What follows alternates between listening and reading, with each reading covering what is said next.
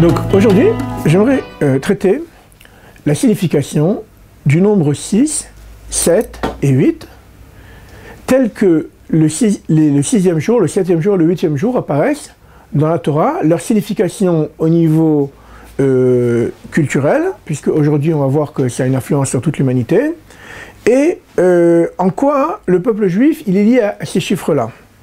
Alors, bon déjà ces chiffres-là, vous savez, ils se suivent, le mot shesh en hébreu, c'est ça, c'est celui qui va faire quelque chose, qui va être content.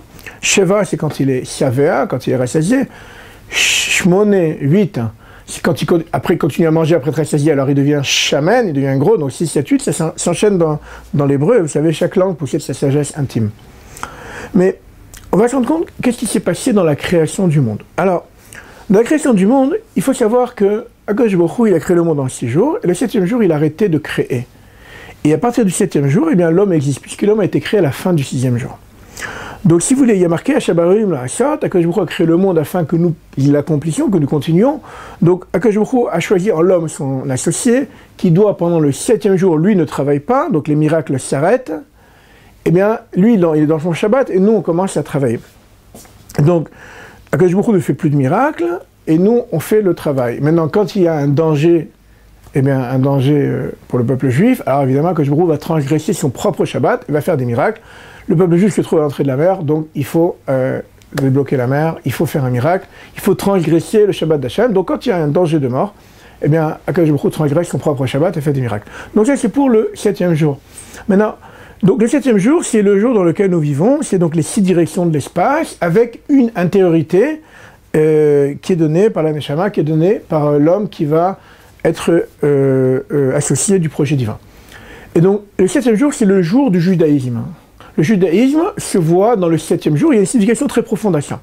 Parce que tout d'abord, il y a un homme avec un libre arbitre qui est associé d'Akadosh Baruch Hu, et d'un autre côté, eh bien, on a aussi une responsabilité. C'est-à-dire qu'on a à la fois liberté et responsabilité. Par contre, quand vous êtes dans le 6e jour, eh bien, l'homme n'est pas encore là.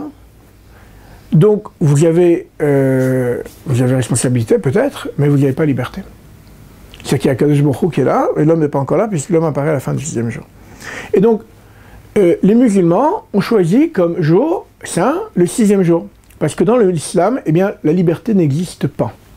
Tout ce que vous faites, eh bien, c'est Allah qui le fait. Alors, quand les musulmans posent la question, il fait, voilà, c'est Allah qui le fait, pourquoi c'est moi qui serais puni? Que lui soit puni si moi je fais des bêtises. Il fait, non, tu poses des questions trop difficiles. Si ça arrête là, les questions. Donc, dans l'islam, la liberté n'existe pas, et tout ce que vous faites, eh bien, c'est Dieu qui le fait. Donc, si vous voulez, il y a responsabilité très lourde, mais d'un côté, il n'y a pas liberté. Quand on arrive dans le 8e jour, il y a marqué le 8e jour, la tide lavo, comme la betelot, dans le monde futur, les mitzvot eh bien, seront finis, puisqu'on aura atteint un monde déjà où il n'y aura plus personne ne pensera à tuer, plus personne ne pensera à voler, nos corps seront élevés, on n'aura plus besoin de manger, donc il n'y aura plus de mitzvot de Birkat Hamazon, de ne pas tuer, de ne pas voler. Donc il y a marqué, dans le monde futur, les mitzvot sont abolis. Pas qu'on a le droit de tout faire, au contraire, qu'on n'a plus besoin de nous interdire de quoi faire. Les chrétiens ont pris cet enseignement que dans le 8e jour, eh bien, tout était les plus de mitzvot, et ils ont donc choisi le 8e jour, qui est le dimanche, si vous voulez, donc, pour en faire le jour saint pour eux. Donc, il y a liberté, puisqu'il y a déjà un homme, mais il n'y a plus responsabilité, puisqu'il n'y a pas de mitzvot. Donc, vous avez un monde où tout est permis, en fait.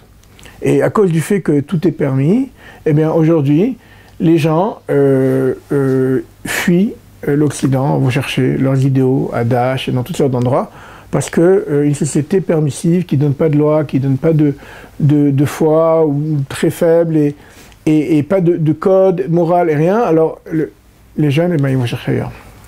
Et donc le 8e jour des chrétiens, eh ben, il est en déperdition aujourd'hui.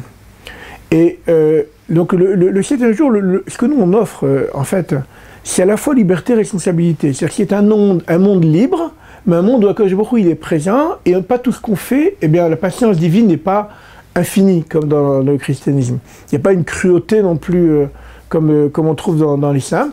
Et on a un juste milieu, si vous voulez, entre le 6e jour et le 8e jour.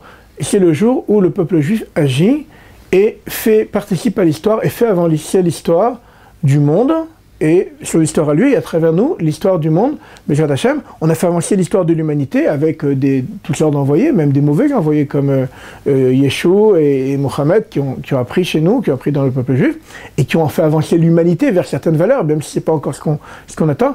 Mais le peuple juif, et l'État d'Israël en particulier, va se tourner, faire avancer l'humanité, pas seulement avec des startups et pas seulement avec de la recherche, mais aussi, surtout, dans le niveau spirituel et au niveau moral.